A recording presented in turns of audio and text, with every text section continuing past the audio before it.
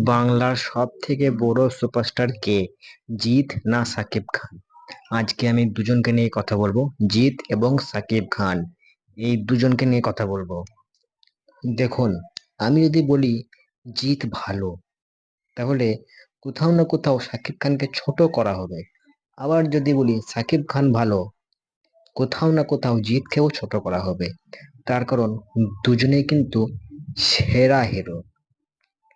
যেমন জিতের লাইফে একটা ভালো মুভি আছে, সেখান থেকে যেমন সুপারস্টার যে তগমাটা সেটা উনি পেয়েছেন, সেটা হলো সাথী। ওই মুভি থেকেই কিন্তু উনি ব্রেক থ্রু পেয়ে গেছেন।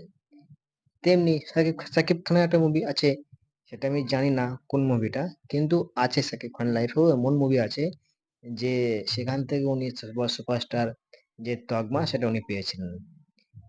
তাহলে এখানে যদি আমি বলি যে সাকিব খান সেরা, জিৎ ভালো লয়, তাহলে কোথাও না কোথাও জিতকে আমি কিন্তু ছোট করলাম, তাই না?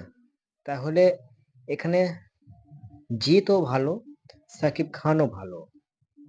সাকিব খান যেমন সুপারস্টার মেগাস্টার, জিতও সুপারস্টার মেগাস্টার, তাই না?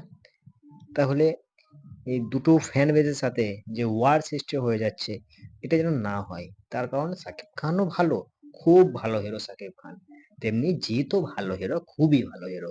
বুঝতে পেরেছেন? বাংলার সব থেকে বড় সুপারস্টার হচ্ছে সাকিব খান, জিৎ, দেব, প্রসেনজিৎ, এরাই তো, তাই না? আমি বাংলার বলছি তার কারণ সাকিব খান বাংলাদেশের বটে, বাংলাদেশের হিরো, কিন্তু ল্যাঙ্গুয়েজটা তো বাংলা, এই কারণেই বাংলা বললাম, তাই না? ভাষা তো একই, বাংলা ভাষা, এই কারণে আমি বাংলার বলছি। তো আজকের মতো ভিডিও এখানেই শেষ করছি। তো বাই।